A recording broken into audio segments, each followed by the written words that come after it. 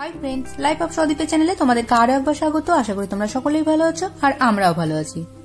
আজকে আমি বানাবো হচ্ছে সর্ষে বেগুন, আর এই রেসিপিটা আমার অসাধারণ লাগে। সর্ষের যে কোনো রেসিপি আমার খুব সুন্দর লাগে, তবে যদি থাকে বেগুন সর্ষে তবে তো আর কথাই নেই।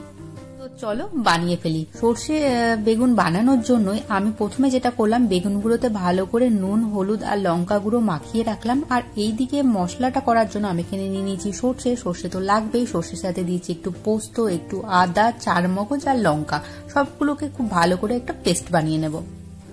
আর এইদিকে যথারীতি কড়াই গরম হয়ে গেছে এবং তেলও গরম হয়ে গেছে, তাতে আমি বেগুনগুলোকে ছেড়ে দিয়েছি।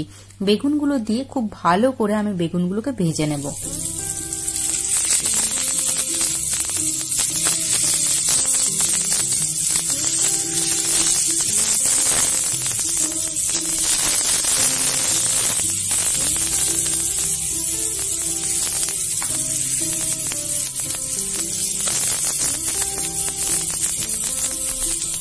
দেখো, আমার বেগুনগুলো কিন্তু খুব ভালো করে ভাজা হয়ে গেছে।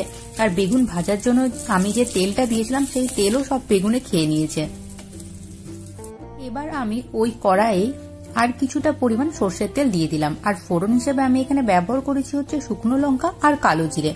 এবার একটা বাটিতে আমি কিছুটা পরিমাণ হলুদ আর লঙ্কা গুঁড়োকে জলে একটু পেস্ট করে নিয়েছি। এটা যদি ডাইরেক্ট আমি তেলে দিয়ে দিতাম তাহলে হয়তো পুড়ে যাওয়ার চান্সটা থাকতো আর কালারটা খুব সুন্দর আসতো না, তাই আমি একটু জল দিয়ে গুলে সেটা দিয়ে দিলাম। এবার আমি এখানে হলুদ আর লঙ্কাটাকে খুব ভালো করে তেলের সাথে একটু মিশিয়ে নিলাম, যাতে এরপরে আমি যে পোস্ত, সর্ষে আর চারমগজের ব্যাটারটা দেবো সেটা যেন তিতো না হয়ে যায়। আমার আবার কি হয়, সর্ষে যদি একটু সামান্য তিতো হয়ে যায় তাহলে আমার খেতে ভালো লাগে না, তাই আমি খুব সাবধানে এই জায়গাগুলো ফলো করি যাতে এটা তিতো না হয়ে যায়। তাই আমি ডাইরেক্ট তেলের মধ্যে দিই না।